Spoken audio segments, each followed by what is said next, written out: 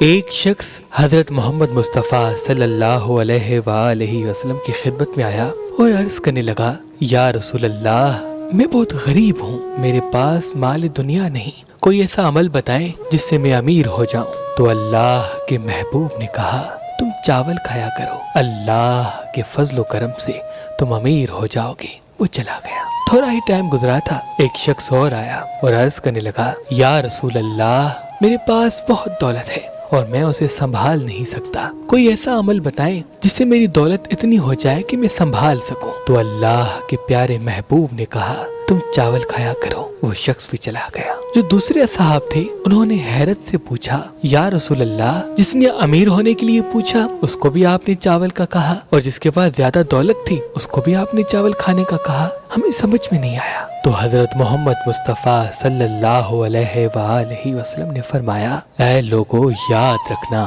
جب بھی کوئی انسان چاول نکال کر کھانا شروع کرتا ہے تو اللہ کے فضل و کرم سے ان چاولوں میں سے ایک چاول کا دانہ اللہ رحمت و برکت کا کر دیتا ہے۔ جب مسلمان اس چاول کو کھا لیتا ہے تو اللہ اس کے رزق میں برکت عطا کر دیتا ہے۔ جیسے کہ پہلے والا شخص غریب تھا، وہ تھوڑے سے چاول خریدے گا، پکائے گا اور ایک ایک دانہ سنبھال کے کھائے گا تو اللہ کے فضل و کرم سے وہ رحمت والا دانہ اس کے پیٹ میں چلا جائے گا اور اس کے رزق میں فراوانی ہو جائے گی۔ لیکن وہ جو امیر شخص تھا، یقیناً وہ چاول پکائے گا، آدھے چھوڑ دے گا، کچھ گرا دے گا، کچھ کھا لے گا، تو جیسے ہی رحمت والا دانہ گر جائے گا تو اس کی دولت میں بھی کمی آ جائے گی۔